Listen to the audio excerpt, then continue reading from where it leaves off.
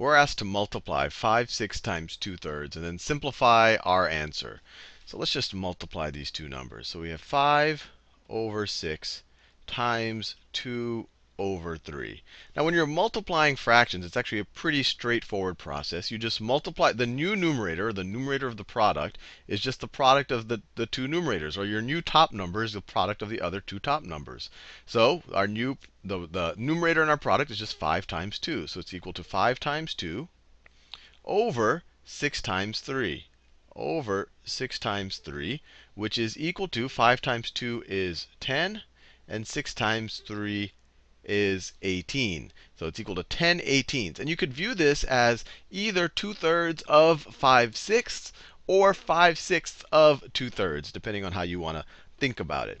And this is a right answer. It is 10/18. But when you look at these two numbers, you might immediately see that they share some common factors. They're both divisible by 2. So if we wanted in lowest terms, we want to divide them both by 2.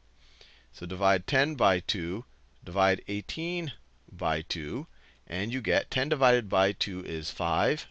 18 divided by 2 is 9. Now, you could have essentially done this step earlier on. You could have done it actually before we did the multiplication. You could have done it over here. You could have said, well, I have a 2 in the numerator, and I have something divisible by 2 in the denominator.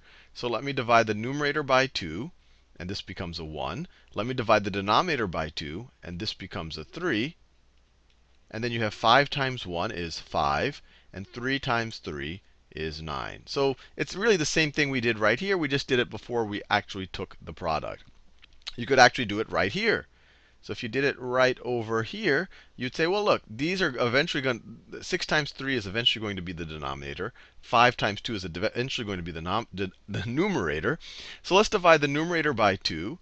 So this will become a 1. Let's divide the denominator by 2. This is divisible by 2, so that'll become a 3. And it'll become 5 times 1 is 5.